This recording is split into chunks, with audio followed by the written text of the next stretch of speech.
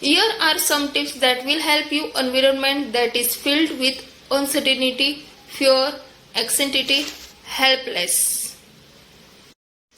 Discover hobbies and activities. This will help you and the family to relax and take your mind off stress. Become involved in activities previously enjoyed and didn't find the time to pursue them.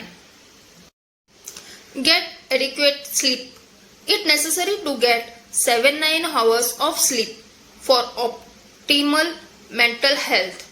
Poor sleep is associated with physical problems such as a weakened immune system and mental health issues such as depression.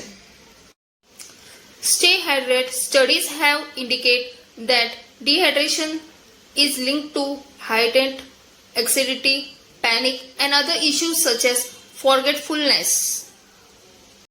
Eat regularly. Eat regularly meals. Avoid stress eating.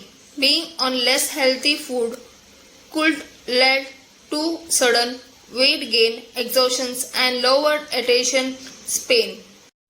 Limit intake of caffeine.